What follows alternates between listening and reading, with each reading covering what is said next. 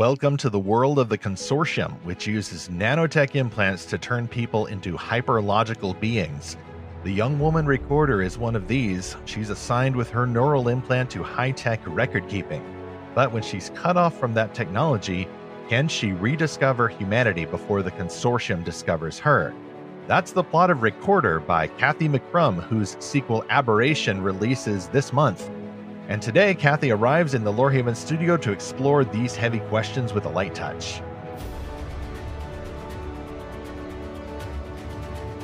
Flee into the safe studios of Fantastical Truth, safe from all domineering governments. This is the podcast from Lorehaven.com, in which we explore fantastical stories for God's glory and apply their meanings to the real world. I'm E. Stephen Burnett, Lorehaven publisher, the pop culture parent author, and I only vote for pro-human government. Thank you very much. And I'm Zackary Russell, and I can totally relate to this fear of losing your technology. In 2008, we were in Hurricane Ike, and we lost TV, radio, internet. All we had was a landline phone, no electricity, and that is a scary thing, and you really discover how vulnerable you are as a human. And this is episode 138. What if the evil government forced you to act like an android? And we will be talking about Aberration with author Cathy McCrumb. Aberration is book 2 of the Children of the Consortium series. That's a science fiction series from Enclave Publishing, which sets up the perfect early transition to our cover sponsor for this episode, Oasis Family Media. The sponsorship is for Aberration by Cathy McCrumb. I love it when a plan comes together. Here's that description. Freedom awaits, but the Consortium is watching. When rogue drones threaten citizens and the ship's crew falls ill, the recorder answers their call for help, once again drawing scrutiny from the Consortium. With no other option and under an elder's overbearing watch, she returns to Palas Station, where she nearly lost her life, in the hope of finding something, anything, to save her friends and countless others. Her friends are determined to keep her safe, but for the recorder, saving others comes first, no matter the cost. Book 2 of the Children of the Consortium series, Aberration, releases Tuesday, November 15. If you're listening to this episode on release day, again, great timing. It releases today. You can get it in ebook, hardcover, and audio CD from Amazon. The audiobook is also available. Lorehaven actually reviewed Book 1 Recorder that released last year, and we said Cathy McCrumb handles heavy subjects with a light touch, keeping the novel from grimness. Recorder is a creative and engaging novel that will appeal to a broad audience. Get more information in our show notes for episode 138 or go to lorehaven.com/podcast sponsors. Cathy McCrumb is author of the Children of the Consortium science fiction series. She graduated from Biola University with a degree in English literature and a love for stories. She and her husband, whom she met while writing letters to soldiers, have 5 children and currently live within the shadow of the Rocky Mountains. While writing is one of her favorite things to do, she also enjoys reading, long hikes and long naps, gluten-free brownies and raspberries, and crocheting while watching science fiction movies with friends and family. Most of her imaginary friends are nice people, including shuttle pilots Nate and Alec, who are flying her into the studio at this very moment. Cathy, welcome to the Lorehaven studios. Thank you. Thank you. It's good to be here. So Cathy, welcome. How did you first discover biblical faith and fantastical imagination? Which is another way of asking, when did you discover Aslan and accept him to be your personal lion and savior? That actually has to do with story, but not science fiction or fantasy. I was at a VBS and they were, how they did the missionary stories and stuff. So they were telling the story about some little boy in India and this tiger's going to get him.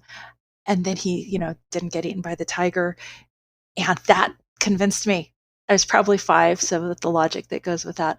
Shortly after that, though, my sister had an accident and scalded herself. And my parents were really worried and everything. And that night, I went to bed. When I went to bed, I was crying. And I was so worried about her.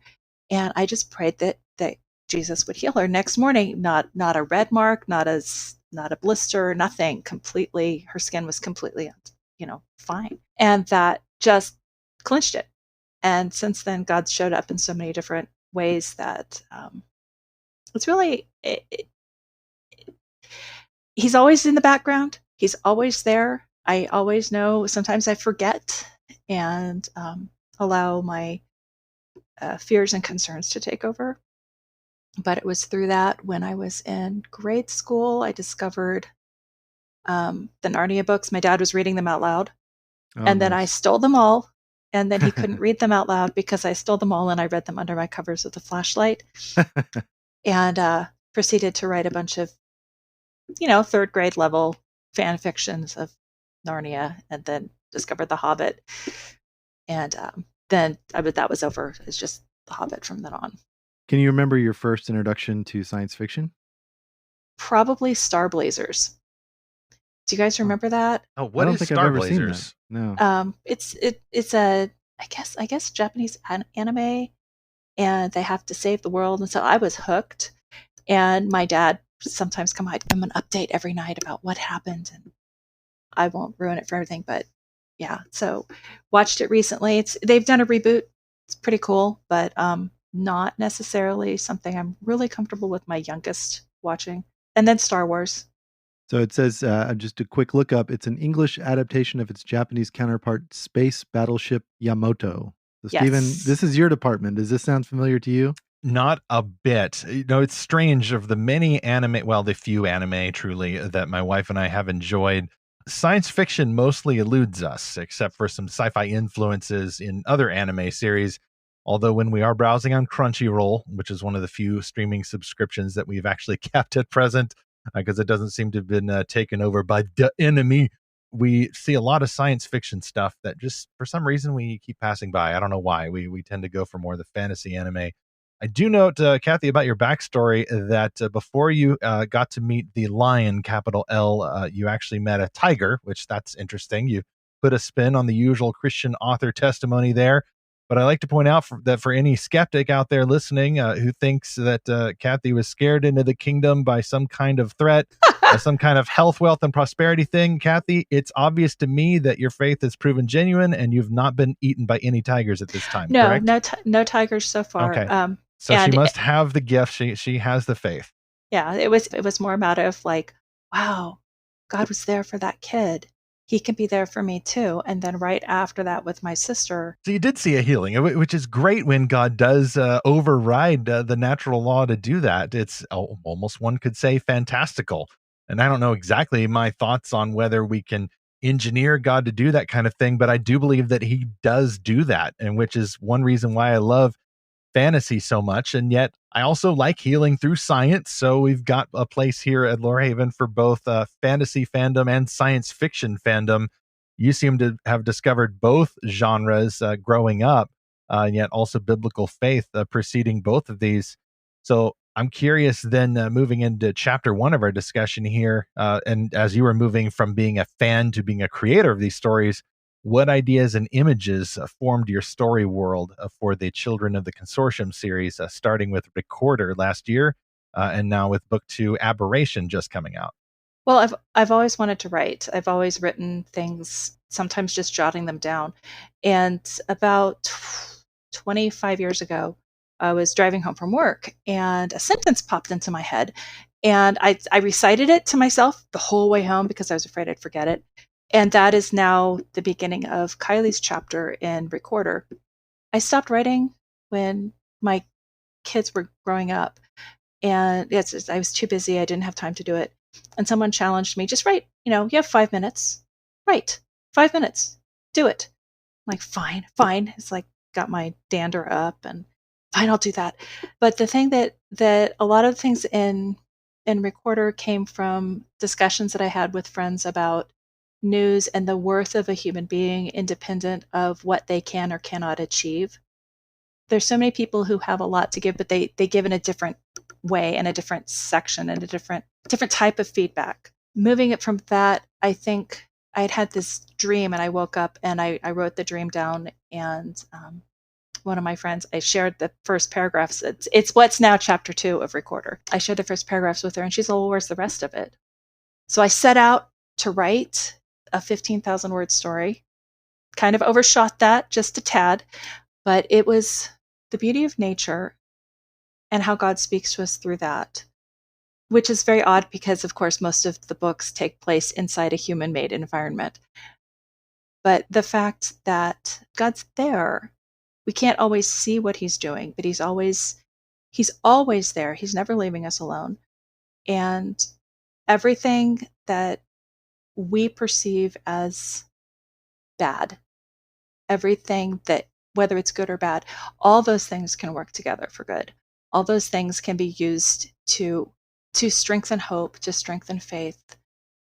We just have to keep our eyes open and look for them. Amen to that. You mentioned that most of the story is set inside a man-made environment, and yet some of the themes you were describing could lend themselves just as easily to a traditional fantasy story. Why do you think this story took the form of a science fiction project set in a futuristic world instead of a fantasy journey? Because that's how they showed up. I mean, I wrote down that dream, and it was the first line that I wrote for the story was, "The moon's moon was clear and bright the first time I saw the sky," which has been shifted and changed to something else. But that right there caught the longing for something bigger, the sense of wonder that I wanted to have. When I went on and I wrote these stories, and I wrote the first chapter, and the people were themselves. I mean, Nathaniel Timmons was Nathaniel Timmons, Venetia Jordan was herself, Alexander Spanos was himself, Dubois was just as irritable as she can sometimes be. And there was three-quarter just watching. I realized when I got through the first bit, I don't think she spoke. In my first draft, I don't think she spoke for the first 15 pages. And then I realized at that point, she was just observing. She was just watching. And why was she watching? Why was she observing? So I discovered it as I went. But I think that one of the things that strikes me about science fiction is that we live in a constructed world.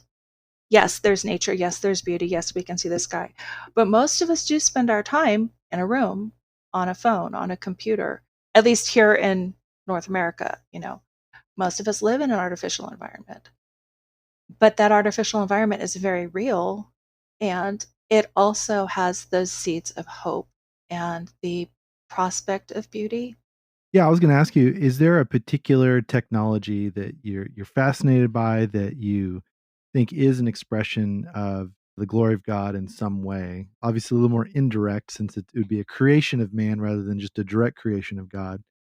But is there a type of technology that you connect with? Maybe it's music, maybe it's light, maybe it's visual stories or audio stories. Do you ever like interact with something technological and feel some kind of glimpse of God's glory through that? Probably mostly music, but I would say that the biggest thing that I see as a technology is actually books. Books are a huge technology. That was a Yeah. huge advancement when people started, writing things down and printing things and saving the information. And then when we started printing and saving stories, even when we're telling stories, that's again, it's an artificial construct, so to speak, but at the same time, it's a reflection of God and his creativity. When he made man in his image, he gave us a little bit of creativity. It doesn't show up, creativity in stories doesn't show up the same way in everybody. Some people it's drawing, some people it's music, some people it's baking, some people it's crocheting, some people it's woodwork, some people it's actually electronics. I mean, if you think about the basic things that we have, like phones, I mean, there's a huge scope of creativity there. And that's, I think, a God given talent that he imbued to people. And going back to the idea of not everyone being able to give and participate in the same way. One of my friends has children who are low functioning on the autism spectrum, and they paint. Now, is this going to win, some major award? No, but it's joy. It's the ability to create. It's their expression. Making a mud pie as a kid, all of those acts of creativity, that I think they're all different types. I mean, you could go back, like pottery's technology, woodwork is technology, cars are a technology that's a magic beyond me. Those might as well be in fantasy as far as I'm concerned, how the inner workings of vehicles go. I think I'm definitely on the same page as you because when you look back in Exodus, there's this guy named Bezalel, and it says God placed in him all kinds of skills. Like it's the first person I believe where it says he was filled with the Holy Spirit, and he was, given these abilities for all kinds of artistic design to make the tabernacle. I think it's a fascinating passage where we see that God had the idea for the tabernacle. He communicated that idea in a way that people could understand, and then he gave people the abilities and the skills and the desire to build that. And then they were able to get all the materials and put it together in a coherent way, in a beautiful way. So it wasn't just a functional creation, it was a beautiful creation. And that all came from the mind of God. I mean, even just the fact that human beings are from the mind of God and from created by his words. And so I look at everything that we create, today and in the past as just another expression of God's own creativity.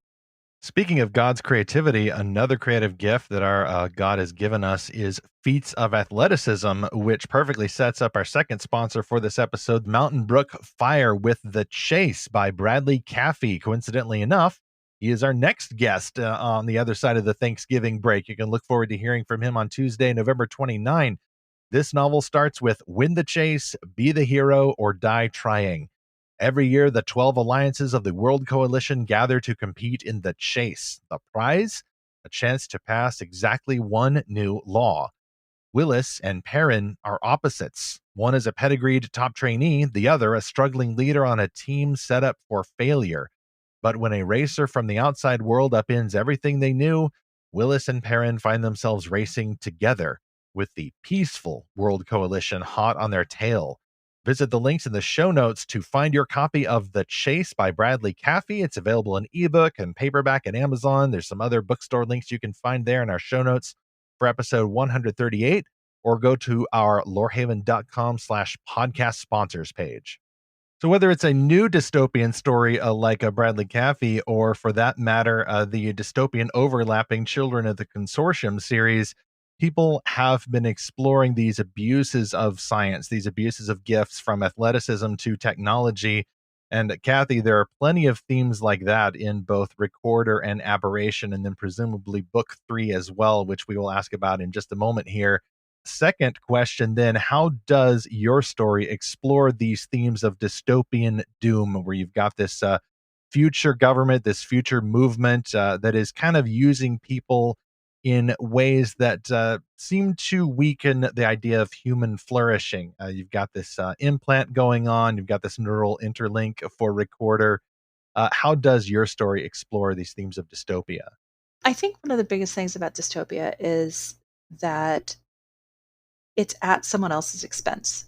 The powers that be are set out that, they might have had good goals to begin with. In the Children of the Consortium series, they certainly did.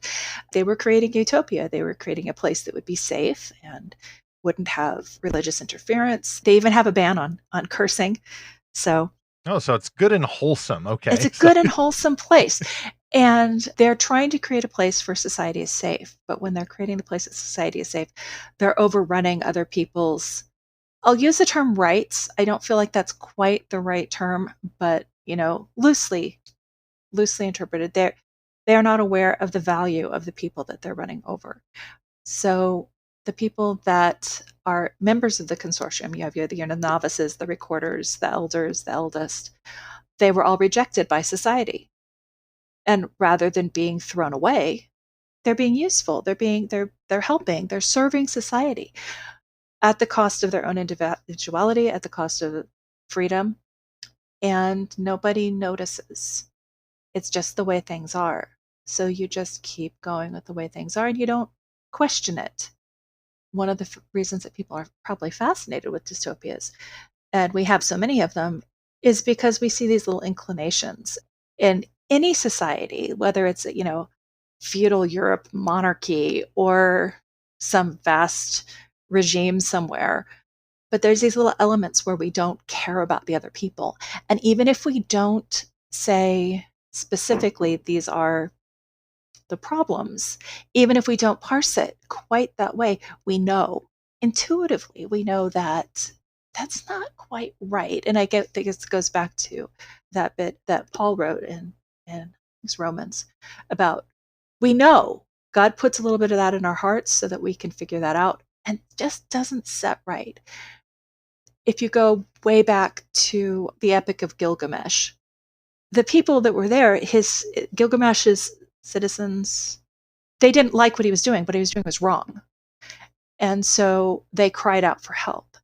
And I think that in a way, writing dystopian is a lot like that. It's like we see something that's not quite right, and we're pointing it out, hopefully to improve it, hopefully to find a way to overcome it. It would be really nice if the general, sometimes like I get memes and jokes, people send them to me, where it's like, it would be nice if the government would stop taking dystopian books as a plot for a good way to improve the future.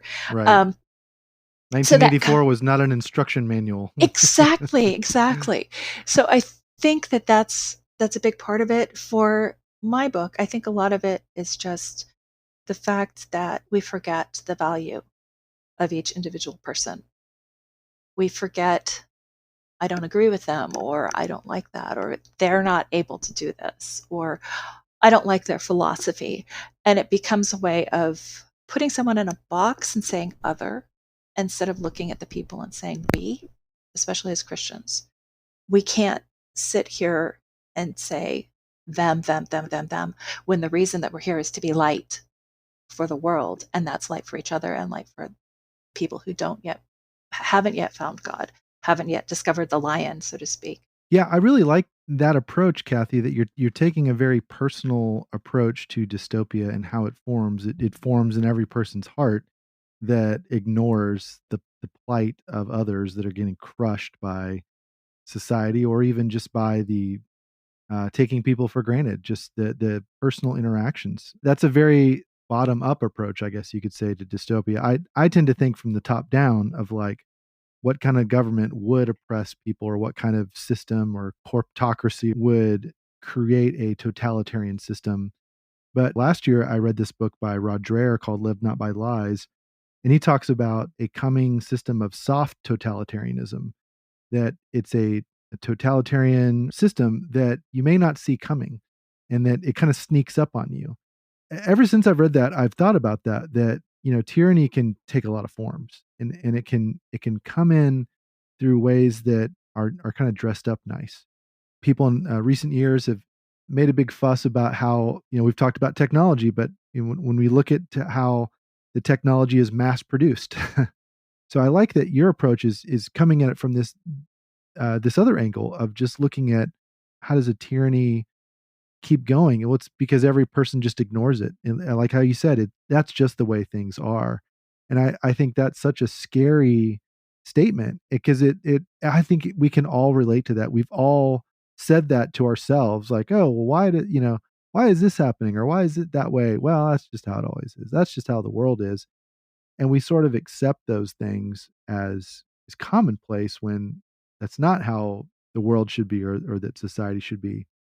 Cathy, it sounds like your world has a lot more nuance than the previous straight up dystopian novels that Zach and I explored in our last episode, 137, that being the classics Brave New World and 1984, which show two very different ways that humankind could arrive at dystopia.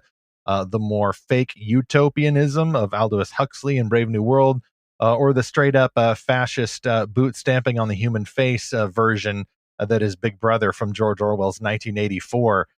Zach and I had a play fight about that, because I'm convinced that if our society is to steer headlong into at least the prequel for one book or the other, we are probably at this point more apt to choose Brave New World, because the residents of the world state in that novel seem to generally like the system they've set up for themselves. Absolute sexual, physical freedom, or so you would say, contraceptives, artificial families, artificial music, artificial religion. Everything is synthetic and artificial, and I see the consumerism and the false religions that seem to drive us in that direction now. That seems also to me to be a bit more realistic, just because it is more nuanced. It's a little bit more in the direction of, well, this is just the way things are, and that's what people say now. And yet I see, at least in the descriptions of the children in the consortium and what I read of it, like I mentioned, a lot more nuance. It seems that this could be the way that humans end up simply by virtue of volunteering for it. We were even talking before the show about how to describe the antagonists of the story world. Is it as simple as just an evil government? No, it's a little bit more adjunct. It's a little bit more legal. And you can't just say that, well, someone has put a chip in a person and then turned them into this artificial being. It's a bit more complicated than that, is it not? Yeah, I'll admit I'm a discovery writer for the most part, which is why sequels are really hard because I kind of know where they're going and I have to actually make the people go there and they don't want to cooperate. But most of my characters come into my mind as themselves. So I have an advantage in that they already seem like people to me. And I think it's a matter of keeping it as people and people interacting. But I would in no way have the hubris to say, "Oh yeah, I'm as nuanced as that," because what? Those are like classics. So, but I do think that the foundation of it is the ability for humans to see where they are and to accept it and not want to change, because change is really hard. Change is difficult. Change is scary. And it's much easier to just go with the flow and keep going, whether that's in a personal kind of way with these are my character flaws. I get impatient. I snap at my kids. Whatever. I don't like doing X, Y, and Z. As long as it's not taxes, the IRS doesn't like that. Well, you mentioned earlier that people will just continue on and not change. And I think that thesis has been supported most clearly with the past election day in the United States. But like you, I won't go there. I wouldn't compare any newer dystopians to the classics. What I mean is that there are two different ways, at least two general different ways people can arrive at what could be called dystopian, or a government that has undesirable policy that treats people as less than human or somehow holds back their flourishing. You've got this obviously evil, big brother spying on you from the telescreens type government, or you've got this happy, gentle, soft flowing line, gentle pastel cartoon illustration manual government. And I'm guessing that now the type of institutions that infantilize human beings are probably a little bit closer to reality, which is why I find that just a little bit scarier. And which is why I think we need more stories that can explore that, not from the perspective of just world building and cold steel and spies in the corners and things like that, but that more human perspective. Science fiction, especially, is, I think, often unfairly described, certainly by a bunch of internet memes, as being, all about the mechanical parts and the technologies and the rivets and all of that. It's Hugo Weaving in sunglasses. That means it's science fiction versus Hugo Weaving in a silver crown, and that means it's fantasy. All those differences really are not so clear cut because fantasy and science fiction can overlap. Like different kinds of dystopians, one or the other can be more realistic. We're exploring human creations versus humans themselves, but there's plenty of overlap. For our third sponsorship, we are fighting not a bad or questionable government, but monsters in the form of allegory. An allegory like Pilgrim's Progress Reloaded, a remixed version by author David Umstadt. Pilgrim's Progress is a classic story of redemption, allegory, and theological poignance that has profoundly impacted millions of readers over 3 centuries and changed the landscape of English literature forever. It's also a story with a total lack of robots, space marines, or talking platypuses, so we fixed that. You're welcome. Pilgrim's Progress Reloaded is a narrative podcast you can listen to on the podcast app you're using right now. Just search for Pilgrim's Progress Reloaded to start listening for free. You can find a few starter links in our show notes for 138. That's this episode, or go to lorehaven.com/podcast sponsors. So, Cathy, we've had book 1, Recorder, came out last year, 2021. Book 2, Aberration, has just released on release day of this episode, Tuesday, November 15th, right before Thanksgiving. So you've got plenty to be thankful for. What's next, though, for your fantastical creative journey? You've got at least one more Children of the Consortium book to release to finish this trilogy. And then what do you think lies ahead for you? Well, I am still writing book 3. As I said, I'm a discovery writer, and since I know where I'm going, I know how it ends. I've always known how it ends. As soon as I got to, I think, chapter 12 of Writing Recorder, which was supposed to be only 15,000 words, as I said, I knew how it ended and I wrote down the ending. I just have to get my people to cooperate and get there. And they keep going off script. They're just doing these things without permission. And of course, they're smarter than I am. So they're writing a better story than I had planned. Yeah. So I'm getting through that. And after that, I don't know. I have a couple of stories in my head, some of which are science fiction, some of which are not. After that, I have so many stories in my head. I'm sure that none of the other authors you talk to ever say anything like that. I'm so unique that way. No one ever says anything like that. But I have a story that's it's like an adventure dystopian nightmare sci-fi, and then I have a couple of YA fantasies in my head, which would be an interesting change because a very different voice, very different narrators. It'd be really fun to do a gaslamp fantasy, except that it'd have all the problems of historical fiction and and fantasy all at the same time. I have some short stories that I'm putting out for anthologies and submitting to anthologies this year, so that'll be interesting. But right now, I just working on book 3, and okay, I'm gonna say it. I have a bee in my bonnet right now. I just want Pride and Prejudice with dinosaurs. I just do. I just think that would be super cool. I probably don't have the time to finish that, but that would just be cool with dinosaurs. I mean, really, dinosaurs. Well, because we had Sense and Sensibility and Sea Monsters, and I think there is a Pride and Prejudice and Zombies. Yeah, but I think there's several. dinosaurs. The I mean, if dinosaurs you would be could very take different. that, Yes. that would be, yeah. So, Mr. Darcy, rides in on a velociraptor and proposes or something. yeah. Well, actually, it's more like, well, no, I won't say it. Just on the off chance that I actually get around to it. There's a line in the one of the reviews of Recorder that says, "For recorders, emotional attachments are to be avoided. There's nothing more dangerous for a recorder than a friend." I'm curious about that theme of friendship, a world that's set up to discourage friendship and attachments for some people. Do you think that's a theme that's going to show up in other books that you write? Probably because in our society right now, a lot of people feel very isolated, very alone. It's difficult, especially after the global experience with the quarantine, where we're all trapped in our own little bubbles, and then breaking out of that bubble again to establish relationships and to reconnect with either nature or other people. In almost everything I've written, there's an aspect of doing the right thing, yes, but that there is a degree of family connection that we're missing. And even in our society today, our society is very nomadic, and we move from one place to another, and we move away from family, and then the connections with our friends become so vital, because otherwise we're all alone, which is one of the beauties of being in the family of God, where we have that kinship with each other, we have that adoption into Christ's family. And I think that probably will leak out because it's a lot of where my heart is. Having been a Navy brat and moving, because my dad was in the Navy, but it was very difficult to establish friendships when we moved from one place to another.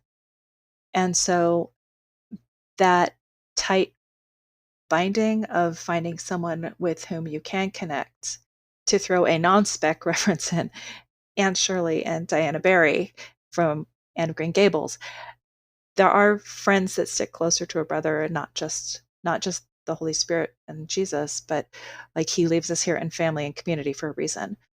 Yeah, I think that's a very hot topic right now because even before the pandemic, I read study after study of the loneliness epidemic that's happening in the US and different ways that affects different age groups.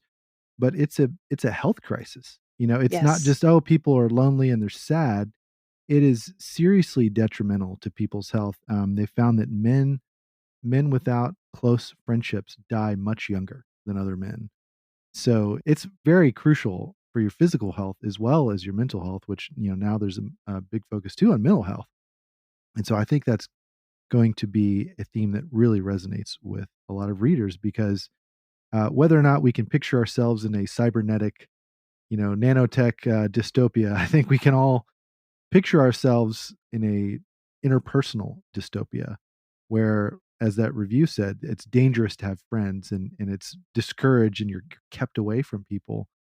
That really captures what COVID was like for so many people. It's dangerous to be in person with people. It's dangerous to see my loved ones. And I don't think that sentiment has totally gone away, even though we are in a new phase now. And, 2 years and change later, I think a lot of people still have that mentality because of so many other things going on in the world. And, a lot of people have called it a cold civil war that's happening. Of course, there's a global cold World War III that could be happening. And so I think this idea of feeling that threat, feeling that sense of dread towards other people, but needing those connections, I think is a tension a lot of people are living in and are going to be living in for a while.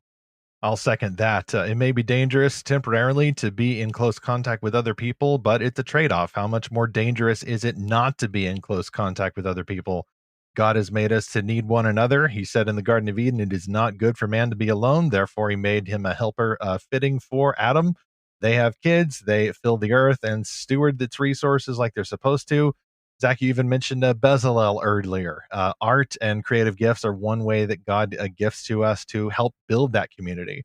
That's why I'm glad that we have the opportunity to share books like we're doing here at Lorehaven to help build that community, whether it's the website, the podcast, or the Lorehaven Guild exclusive server on Discord. We don't just want to sit in a room all by ourselves all the time. Sometimes, yes, but not all the time, enjoying the books. Great books are made to be shared. So we are very grateful, Cathy, that you get to share your stories with us, past, present, and future. You mentioned 45,000 words so far, a spin-off novel. Now, we can't promise that, but how, Cathy, are you building your community with any e-newsletter or social media sites? Any other links that listeners need to use in order to follow your work? I'm probably most active on Instagram, and that's at Cathy McCrumb Author. I do have a website, and the newsletter link should be up. So you could contact me there if you want to just drop me a line. I will respond to you if you send me a message on my website. That's www.cathymccrumb.com. And I have plans, but first I have to plan to get through book 3. I'm on Facebook at Cathy McCrumb. Right now, it's fairly easy because there's only like 3 places, so making it simple. Only 3. Well, hopefully that shuttle piloted by your imaginary friends has a little library office / writing nook in the back, which is insulated from any gravity shaking. So catch a break there, and we will look forward to catching up with you later after book 3. Godspeed to you, Cathy. Thanks. It was great to be here. Thanks, Cathy.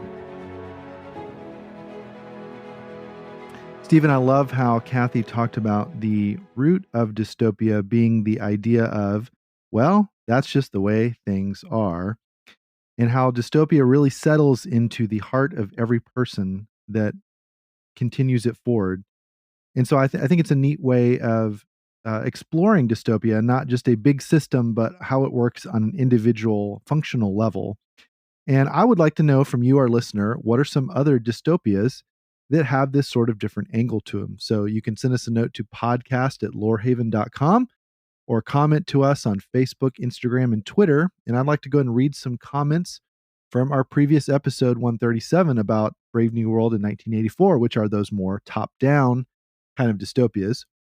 On Instagram, @ChrisYoungWrites wrote to us and said, quote, "I thought Huxley was closer to being right, hence the Love Collective," end quote. Yes. And yeah, I'm making a grimace face as I read this. You can't really see me, but oh man, I'm seeing so many headlines like that recently, how polyamory or whatever is becoming commonplace. And it's shown up in some of my favorite stories, which I'm not super thrilled about. We got another note here from Carol Carr, who commented on Facebook and said, quote, "They're both worse in different ways. I think 1984 is more likely to happen. Remember, its original title was 1948. It was so close then," end quote. Carol, that is a great point, that Orwell wasn't looking that far in the future when he thought this would happen. He thought it was happening then.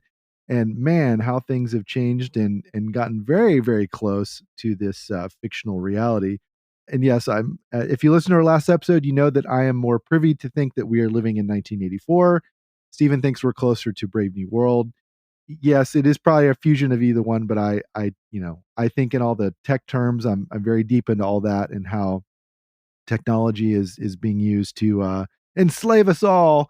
So I side with you there, Carol. And thank you both for writing. And again, to you, our listener, we would love to hear your thoughts about dystopia, about Cathy McCrumb's novels, or about just humans turning into androids. And could that be a good thing, or would that always be a bad thing? So send us a note. There's at least one scripture that warns about humans who invent new ways of doing evil. I'm guessing that that's the dystopian doom that we're facing now. Not a ripoff of Brave New World, not a ripoff of 1984 or any other dystopian novel that warn us against these things and thereby make sure that we go, well, I'm not going to do that thing because that would be evil because the book told me to. Instead, people like to crib elements from worldviews, doom worldviews and otherwise, and come up with their own new form of evil. So we're probably going to get a Brave New World 1984 hybrid sometime in the future and hopefully preserve some of the common graces, even in those terrible worlds. At least traditional families continue in 1984, and at least people feel kind of happy in Brave New World. So maybe that can continue because God's common grace will continue in a world, even if we get a dystopian doom going on. And hopefully Lorehaven as well can continue, even in the worst case scenario. At Lorehaven, we are continuing our ongoing book quest in November through Andrew Peterson's fantasy novel, the first book of the Wingfeather Saga, called On the Edge of the Dark Sea of Darkness. Not too late to join. Maybe if you got time over the upcoming Thanksgiving break, you can subscribe to lorehaven.com for free, get your exclusive guild invitation, and jump on into the book quest. Eli David has been running that quest, and you can catch up with his questions and enjoy this darkly whimsical fantasy story that is coming to a streaming service near you with the Wingfeather Saga TV show. We timed this book quest to make sure we got ahead of that. I think the TV show actually starts in December. Has nothing to do with Lorehaven. We're just fans. We want to see the growth of Christian-made fantasy, and lots of people love the Wingfeather Saga. We're going to announce our next book quest in our next episode, which is on the other side of our Thanksgiving break. The week of Thanksgiving, we're going to take off for this podcast. We're not going to release a new episode on that Tuesday, and then we will return on Tuesday, November the 29th. But we're still doing some new articles. We're planning some new stuff coming out from our authors, Marion Jacobs and Josiah DeGraff, already in progress. So check lorehaven.com to see those at the top of the page if they've been released. Or if you've subscribed, you can get the notifications for either articles and or reviews and or new podcast episodes, whatever you like best. Subscribe free at lorehaven.com. Our recent review is a middle grade science fiction book called Trouble at the CTC. We reviewed that at Lorehaven on this past Friday. Go to lorehaven.com and find that, or see the link in our show notes. Next on Fantastical Truth, 1 week in advance, happy Thanksgiving Day, especially to, those listeners who actually celebrate the thing, but everybody else is welcome to join in. I think it's a great American distinctive that we can take an occasion, not just for sports ball and families and all that sort of thing, but to celebrate the gifts of God. That's what we're about at Fantastical Truth and Lorehaven, is celebrating fiction and creativity and imagination and fantasy as God's gift. So thank God for that amazing, fantastical story you just enjoyed. We'll be thanking him as well, although not on the podcast this coming Tuesday. But when we return for that November 29 episode, we will bring in a whole other dystopian government for you to have fun rising up against to join the revolution. In a world ruled by 12 alliances, one young man has a chance to compete in the chase for a chance to pass exactly one law. But how can a newly freed people live under grace? Bradley Cathy, author of the Chase Runner series, explores those questions in this trilogy, and he will dash into the Lorehaven studio and help lead the resistance for our next episode. Meanwhile, don't act like an android, even if someone is forcing you to. God has made you to be a human being. He has given us emotions. He has given us feelings. He has given us human relationships to fellowship together in a community. That is the purpose for which we are created. Not just a community or a church for its own sake, though, but a community that is made to glorify Him forever. That is our purpose, that's our mission, and that is our reason for gratitude as we continue to seek and find His fantastical truth.